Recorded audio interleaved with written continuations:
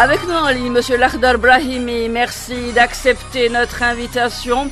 Vous êtes diplomate algérien, vous avez été représentant et envoyé spécial, médiateur et négociateur pour le Liban dans la mise en œuvre des accords de Taïf entre 1989 et 90, médiateur conjoint ONU-Ligue arabe pour la Syrie entre 2012 et 2014. Monsieur Lakhdar Brahimi, pensez-vous que le plan proposé par Trump va pouvoir obliger Netanyahou et son gouvernement d'extrême droite à renoncer à leur ambition expansionniste?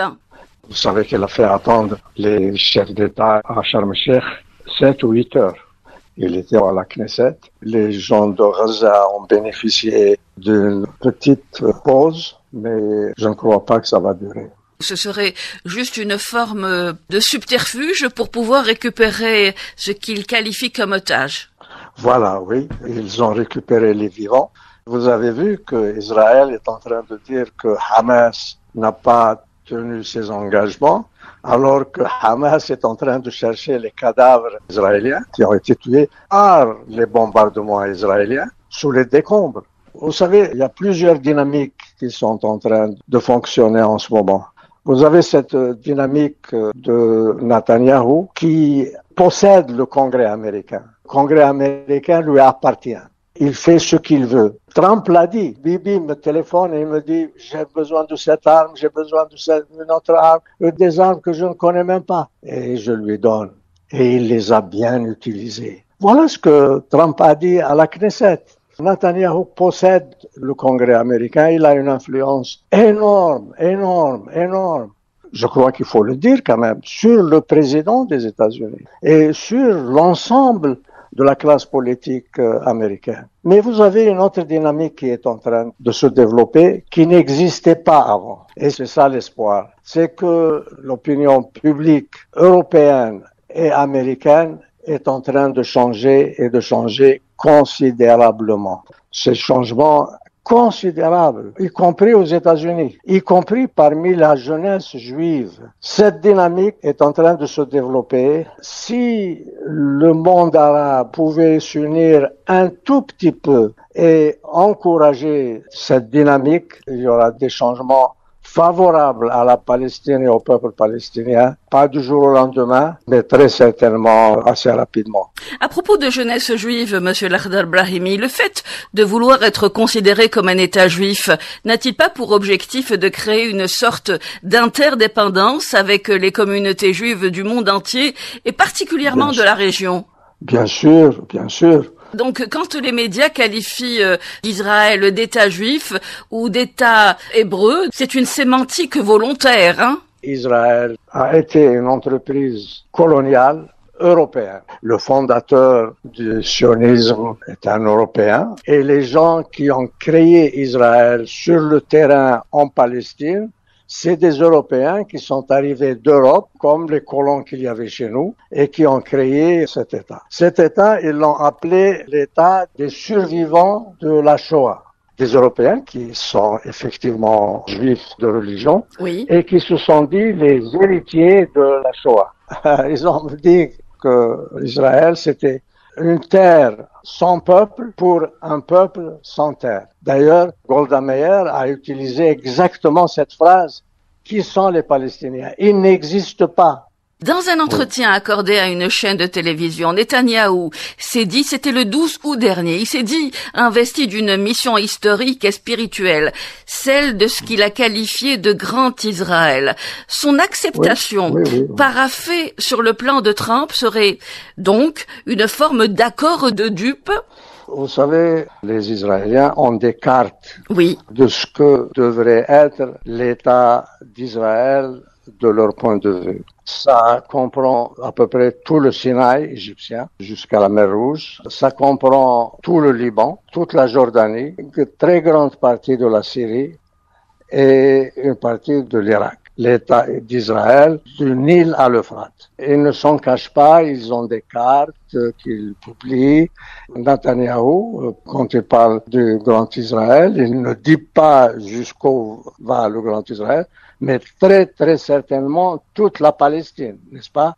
Il s'agit de remodeler la géographie et donc les équilibres régionaux, Monsieur Lakhdar Brahimi. À propos de cartes, le 27 septembre 2024, Netanyahou a révélé son plan et présenté une carte du Moyen-Orient divisée en deux, c'était à l'ONU. Alors le premier coloré en vert qu'il a qualifié d'axe de la bénédiction, c'est-à-dire les modérés, et en noir, l'axe de la malédiction, l'Iran, l'Irak, la Syrie, le Liban, le Yémen, etc. Est-ce que cette vague de normalisation n'a pas conforté Netanyahou dans ce processus, Monsieur Lakhdar Brahimi? Le docteur Mustafa Barghouti dit que la normalisation avec Israël a énormément encouragé ce qui se passe actuellement. Les pays qui ont normalisé semblaient avoir dit qu'ils l'avaient fait pour que Israël n'annexe pas la Cisjordanie. Ils ne l'ont pas annexé légalement, mais la colonisation qui se passe en Cisjordanie est pire que l'annexation, beaucoup plus grave que l'annexation. Et ils ne disent rien. Je crois que seul Bahreïn a retiré son ambassadeur. Ils ne disent rien. Ils n'ont rien dit. Ils n'ont strictement rien dit. Début août, la compagnie israélienne UMED annonçait la signature d'un contrat qualifié d'historique de 35 millions d'euros portant sur la fourniture à l'Égypte de gaz naturel extrait du site offshore, et cela à partir de 2026 dans ce qui est qualifié les eaux israéliennes. Est-ce que ceci n'est pas fait pour conforter ce génocide? Je crois que le moins qu'on puisse dire est que le génocide n'a pas rencontré une résistance, même pas verbale, même pas un langage vigoureux qui critique un peu ce qui se passe. Moi, j'aimerais bien savoir quels sont les pays qui se sont retirés lorsque Netanyahou a pris la parole à la tribune des Nations Unies. Il y a eu énormément de délégations qui se sont retirées. En réalité, la plupart, il a parlé devant une salle presque vide, mais moi j'aimerais bien savoir qui s'est retiré et qui ne s'est pas retiré. Les délégations qui ont quitté cette instance sont nombreuses. Elles sont très nombreuses. Toutefois, il y a des pays effectivement qui ne figurent pas parmi les délégations, notamment la délégation des Émirats n'a pas quitté l'enceinte lors du discours de Benjamin Netanyahou. Cuba, l'Espagne, la Bolivie, le Pakistan, l'Ouganda, la Syrie, toutes ces délégations ont quitté, mais d'autres ne l'ont pas fait. Je sais que les gens de la région, beaucoup de gens de la région se sont retirés, mais je ne crois pas que ce soit le cas pour tout le monde. Mais de toutes les manières, nous avons parlé tout à l'heure, n'est-ce pas, de cette dynamique parallèle à la dynamique horrible d'Israël qui fait ce qu'il veut. Parallèlement à ça, il y a un changement considérable qui est en train de se dérouler sous nos yeux. Vous avez vu les manifestations qu'il y a eu à Londres. Oui. Vous avez vu les manifestations qu'il y a eu en Belgique, en France aussi, et en Espagne alors. Et aux États-Unis, vous avez une répression féroce. Mais malgré ça, vous savez, il y a eu quand même MIT, l'une des universités les plus prestigieuses du monde. La jeune fille qui a fait le discours, on lui a demandé de donner un discours à l'avance. Oui. Elle a donné un texte et elle a fait un texte complètement différent. Elle a dit, n'est-ce pas? Oui. Nous, étudiants, nous avons décidé de condamner le génocide qui se passe à Gaza et de soutenir le peuple palestinien. Vous savez, le docteur Walid Khalidi est un personnage extraordinaire. Il a 100 ans. Il a publié quelque chose il y a quelques jours. Il y a une conférence, une conférence extrêmement importante qui va avoir lieu à Jérusalem le 28, 29 et 30 octobre, c'est-à-dire dans 2 semaines. Oui. Cette conférence s'appelle le Congrès juif mondial. Le Congrès juif mondial. C'est une conférence qui se tient tous les 5 ans depuis 1897. La première conférence a eu lieu à Bâle. Oui, absolument. Absolument. Voilà. Elle va avoir lieu, personne n'en parle. C'est comme si se tenait en catimini le 28 octobre à Jérusalem. Il va y avoir 500 personnes qui vont assister. L'une des choses qu'ils vont faire, attendez un peu. Je vous en prie. L'une des choses qu'ils vont faire, oui. Ils vont distribuer $1 milliard. $1 milliard. Ce milliard de dollars sera utilisé pour contrer cette dynamique dont je vous parle. Cette dynamique, elle va avoir au moins 1 milliard de la part du Congrès juif. Il y a d'autres milliards et des milliards et des milliards qui proviennent d'autres sources. Cette dynamique de cette jeunesse qui proteste dans le monde entier contre le génocide qui a lieu en Palestine, qui est-ce qui l'aide? Qui est-ce qui aide cette dynamique? Un monde arabe uni, enfin, si ça pouvait avoir lieu. Monsieur Lakhdar Brahimi, en 2004, oui. Vous êtes alors envoyé spécial de l'ONU en Irak. Vous aviez alors déclaré, je vous cite, que la politique d'Israël est un poison pour le Proche-Orient. L'ONU s'est alors démarquée, affirmant que vous aviez exprimé un point de vue personnel. N'aurait-il pas fallu, Monsieur Lakhdar Brahimi, que l'ONU vous emboîte le pas via certains de ses représentants? Écoutez, j'ai appliqué la politique de l'Algérie quand j'étais ambassadeur d'Algérie. Ensuite, j'ai eu une position personnelle.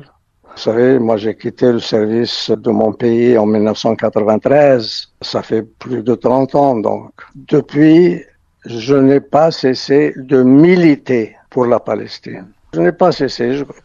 Et les gens qui me connaissent savent ça. Et Kofi Annan, lorsque les Israéliens sont venus protester, parce que j'avais dit ça alors que j'étais fonctionnaire des Nations Unies, il leur a dit, écoutez, c'est pas un fonctionnaire des Nations Unies, c'est quelqu'un qui nous a rejoints, nous savions qui il est. Il a été correct. Enfin, il a dit ce n'est pas un fonctionnaire des Nations Unies, c'est un diplomate algérien. C'est une façon de se distancer de votre propos. Voilà, oui. Mais écoutez, les gens qui se sont distancés de mon propos sont très nombreux et variés. Bref, vous avez maintenant les souffrances du peuple palestinien.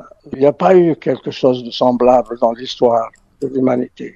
Enfin, des gens affamés, des gens tués parce que...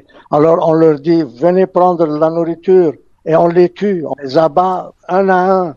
Des balles qui sont dans la tête ou dans la poitrine. Ça ne s'est jamais vu, Mais il y a ces deux dynamiques qui se font face. La résistance palestinienne, cette dynamique, est-elle un facteur aujourd'hui prépondérant à votre sens? Je vous pose la question car les mouvements de résistance palestiniens sont, notamment le Hamas qui est à Gaza, sont pointés du doigt.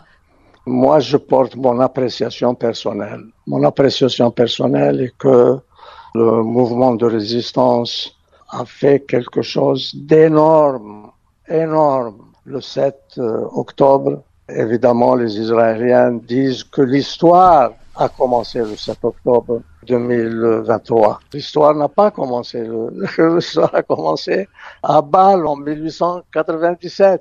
Le 7 octobre, Hamas et les autres factions qui étaient avec lui ont démontré que Israël n'était pas invincible. Ils ont démontré qu'ils avaient une cause. Vous savez, quand la révolution algérienne a commencé, évidemment, on nous a traités de terroristes, de tous les noms, n'est-ce pas? Oui. Et en 1955, en avril 1955, une petite ligne dans le communiqué de la conférence de Bandung, une ligne à la fin du communiqué qui dit que les Algériens ont le droit de combattre pour leur liberté par tous les moyens. Ceci, on ne le dit pas pour les Palestiniens. Mais pour le moment, un reproche fraternel aux Palestiniens. Ils sont trop désunis. Un reproche fraternel. Ils sont très, très désunis. C'est quand même un moment historique tellement important. Les Algériens et d'autres, la Chine, l'Algérie, la Chine, d'autres pays ont essayé d'aider les Palestiniens à s'unir, mais ils n'ont pas réussi. Ils devraient quand même faire un effort pour s'unir.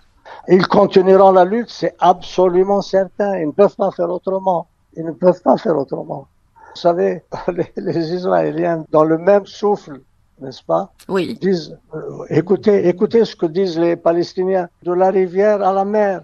Mais de la rivière à la mer, c'est eux qui sont en train de réaliser l'État israélien de la rivière du Jourdain à la mer. Et même, ils voudraient pousser ça bien au-delà. C'est ils voudraient juste. prendre toute la Jordanie, tout le Liban. Ils sont en train d'occuper une partie de la Syrie. Non seulement le Golan que M. Trump leur a donné, je ne sais pas au nom de quoi, celui qui ne possède pas a donné à celui qui ne mérite pas. Israël occupe maintenant presque tout le sud de la Syrie jusqu'aux portes de Damas. Il occupe le Liban. Le Liban, ils ont signé un accord de cessez-le-feu. Dans cet accord, il est dit très, très clairement que les Israéliens allaient quitter le territoire libanais. Et je dis, ah non, il y a 5 petits endroits où nous devons rester. Les Américains ont tout de suite, oui, ils ont raison. Il est besoin qu'ils restent là. Et les Français se regardent ailleurs. Ils ne disent rien. Parce que les deux pays qui sont garants de l'accord de cessez-le-feu libanais, c'est la France et les États-Unis. Je suis sûr que les Libanais ne se laisseront pas faire. Je suis sûr que les Syriens finiront par se révolter et s'organiser un peu mieux qu'ils le sont à l'heure actuelle. Et que les Palestiniens n'ont pas le choix. Ils vont s'organiser pour résister. Comment cette résistance va s'exprimer? Comment? De 1000 manières. Oui. De 1000 manières. Vous savez, le BDS. La campagne de boycott. La campagne de boycott marche très, très bien. Vous savez que M. Infantino, le responsable du football international, a empêché le vote d'avoir lieu. Si le vote avait eu lieu, je crois qu'Israël aurait été interdit de participer, comme l'Afrique du Sud dans l'OTAN. L'Afrique du Sud blanche dans l'OTAN avait été empêchée de participer au mouvement sportif international. Ça viendra.